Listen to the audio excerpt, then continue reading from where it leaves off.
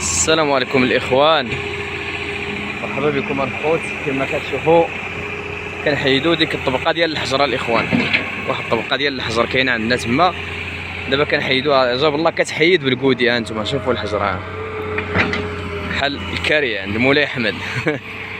هانتوما الاخوان دابا نطلع الفوق باش نفهم لكم الاخوان، نطلعوا الفوق باش نفهم لكم اش باغي ندير في البسام. انتما شوفوا الحجر كيفاش خرج.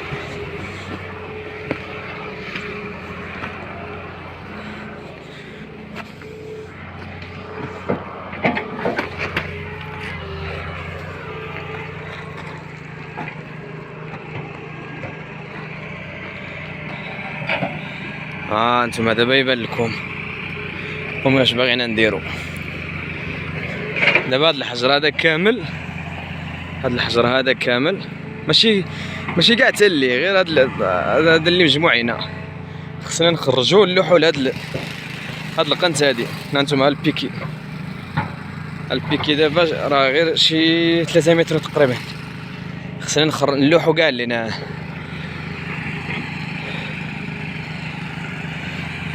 وهذا الاخر عاوتاني راه خرجت بعد في ديك القنت، راه خرجت خير الله بعدا.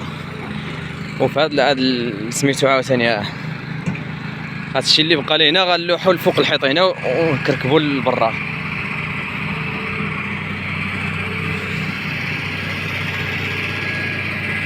يعني راه مازال عندي واحد شويه هنا خصني نحيدو.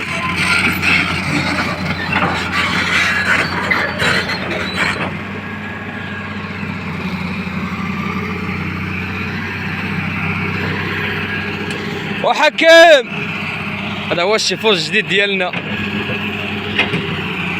الشيفور الجديد اللي بغى عنده شي ماكينه يخدم له.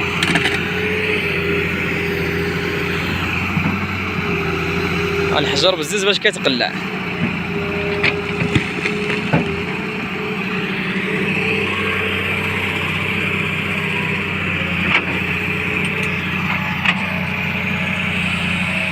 انتوما